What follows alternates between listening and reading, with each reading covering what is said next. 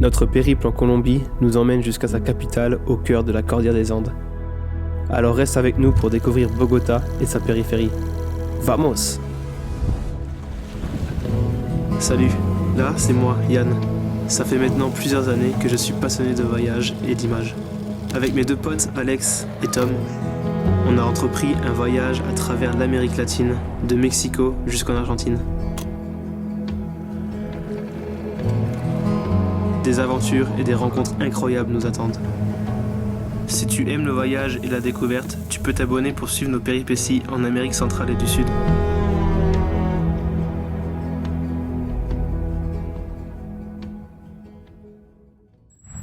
Bogotá, la ciudad caótica, la ciudad más poblada de Colombia.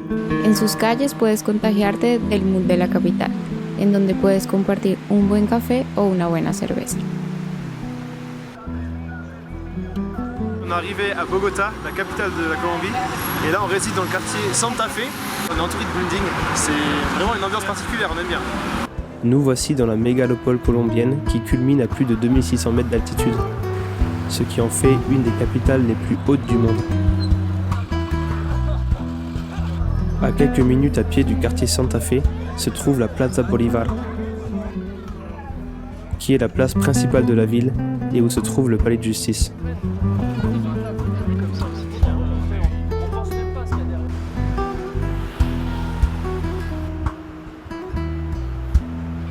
À quelques kilomètres de là se trouve le quartier de Chapinero, connu pour ses restaurants et ses lieux festifs.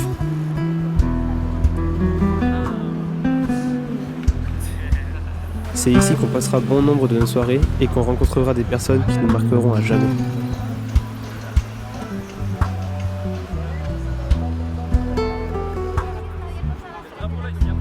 En Bogotá vas a conocer personas que te van a cambiar la vida.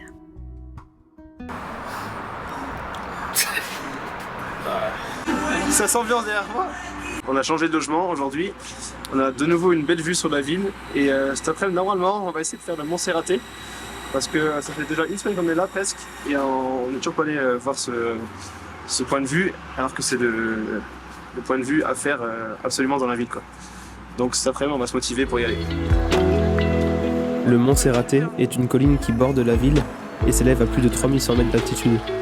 Ça y est, on s'est motivé. On est devant l'entrée du Mont Serraté. Vous voyez en haut là-bas? On commence à faire la queue. Là-bas, c'est là où on va. Bon, on est arrivé en haut du Mont Serraté et la vue est incroyable. On voit toute la ville qui s'étend sur des kilomètres et des kilomètres. C'est vraiment impressionnant. On y trouve, à flanc de montagne, la basilique du Seigneur Monserraté. C'est le lieu parfait pour se rendre compte de l'immensité de Bogota.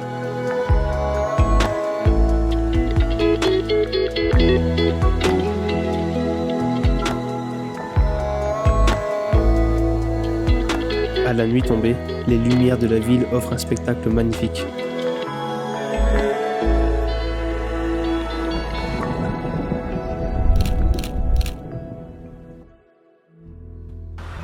Comment ne pas parler du quartier de la Candelaria qui constitue le centre historique de la ville. On y trouve bon nombre de cafés et d'artistes exposant leurs œuvres dans les rues. Donc ici, on est vraiment dans le centre de Bogota, à la Candelaria, le quartier un peu artisanal et historique de la ville. Il y a un point de balle de l'inscription algérien. Café.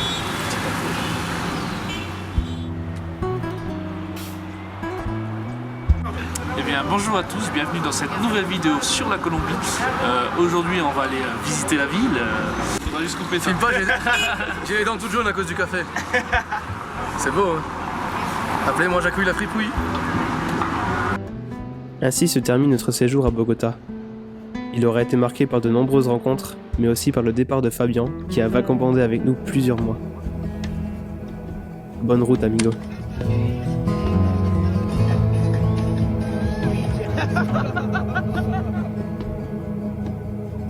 Salut Yann. Mais un autre compagnon de route nous rejoint à quelques jours d'intervalle. Il est là mon schlag. Oh.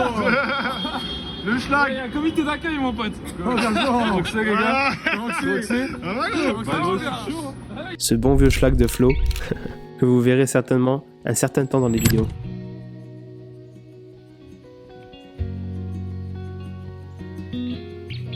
Le désert de Tatacoa, la deuxième zone la plus sèche de Colombie, après le désert de la Guajira. Mais contrairement à ce que son nom pourrait indiquer, l'écosystème de Tatacoa n'est pas un désert. C'est une forêt tropicale sèche.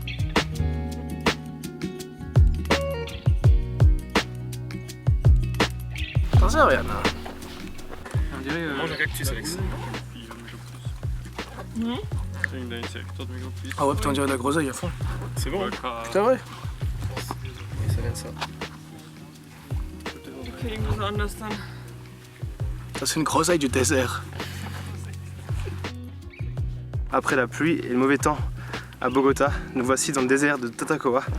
C'est au sud du pays et là je pense qu'il fait environ 40 degrés. En tout cas pour l'instant c'est très différent du désert de la Guajira qu'on a fait dans le nord du pays.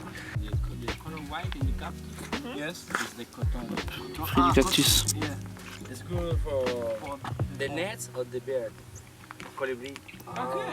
Trop bon. La faune et la flore est assez pauvre dans cette partie du désert. La végétation la plus visible sont les fameux cactus dont le fruit est comestible. On sillonne le désert gris, ou aussi appelé Los Hoyos. Les paysages y sont vraiment impressionnants, et les chemins escarpés nous entraînent dans une aventure épique.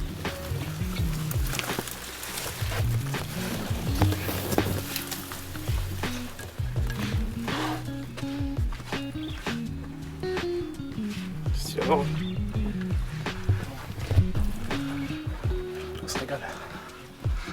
On se régale. On approche des coups de midi et il commence à faire vraiment chaud. Yeah! Best guide! Les formations rocheuses du désert sont très intrigantes. On pourrait y reconnaître des silhouettes de fantômes.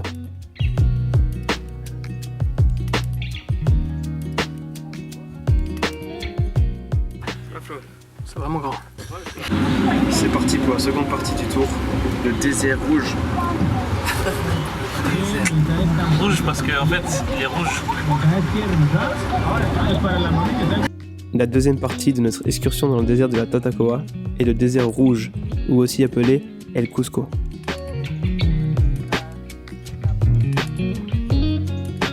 La couleur des formations rocheuses est vraiment impressionnante.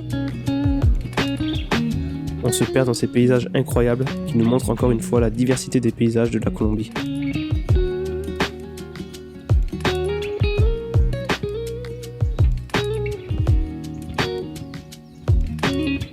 Le clou du spectacle est l'observatoire du désert. Le ciel est réputé ici pour être particulièrement propice à l'observation des étoiles. Nous avons assisté à une présentation ce jour-là très instructive sur l'observation céleste, mais malheureusement la météo n'a pas été au rendez-vous.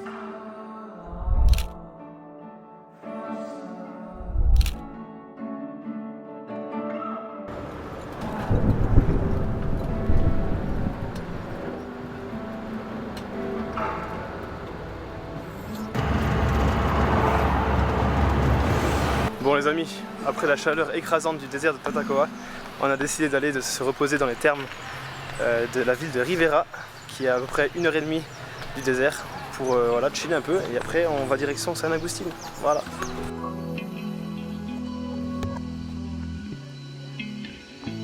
Un truc, tu fais les gabonables, C'est un truc des repas à 7000 pesos. Royal, petite soupe en entrée, c'est magnifique. Magnifique. Petite boisson incluse. C'est ça, plus ça, 7000 pesos, ça fait de...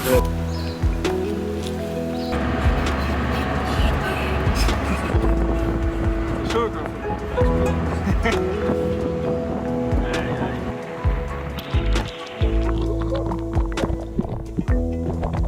Ça fait vraiment du bien. On va dans l'eau chaude, dans l'eau froide, dans l'eau chaude. On fait des cycles comme ça et c'est vraiment relaxant et apaisant.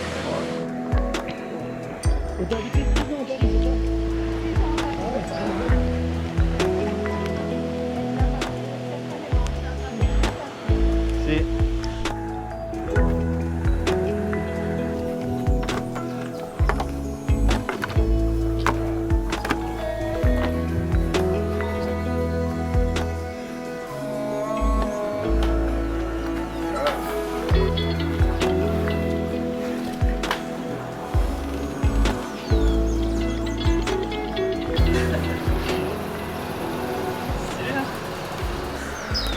on est posé, tu vois, on est posé dans le petit filet, petite vue sur la ville, on est trop cool. Après 6 heures de route, à la place de 4 heures de route, on est arrivé enfin à San Agustín. Après s'être ressourcé dans les termes de Rivera, nous voici à San Agustín, dans la région de Huila. Petit village tranquille entouré de montagnes, il attire pas mal de touristes pour son parc archéologique, qui est l'un des plus importants de Colombie. Allez go pour un petit café.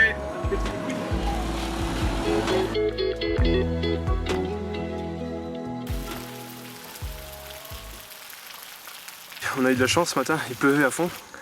Mais là ça s'est arrêté et du coup on se dirige vers le site archéologique de San Agustín. On en a pour une demi-heure de marche environ. Et on passe par la forêt et tout, donc c'est plutôt sympa. Ce parc est inscrit sur la liste du patrimoine mondial de l'UNESCO depuis 1995. On y trouve plus de 300 sculptures. Le peuple de San Agustín a atteint son apogée durant les 8 premiers siècles de notre ère.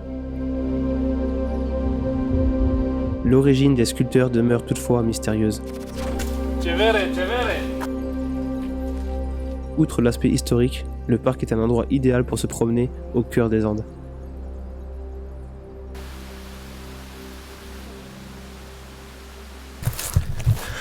Wow, quelle vue. Magnifique.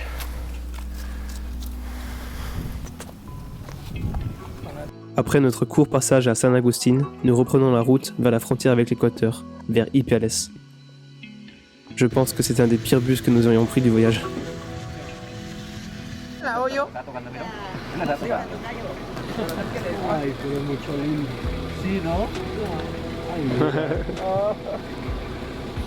C'est fou ça.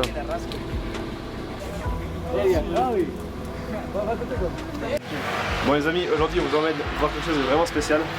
Je pense que vous allez kiffer.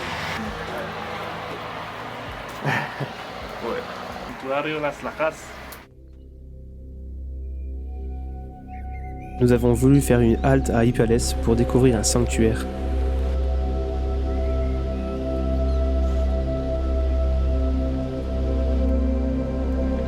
Le sanctuaire de Las Lajas, tout droit sorti d'un film.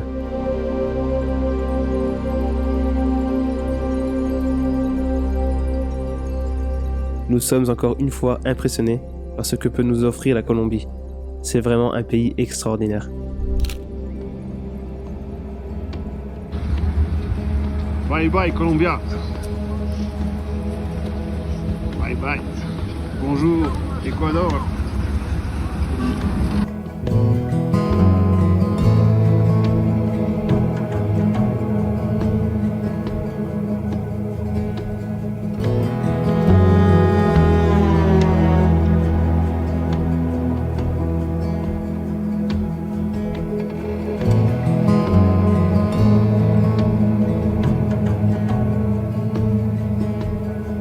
Gracias Colombia y hasta luego.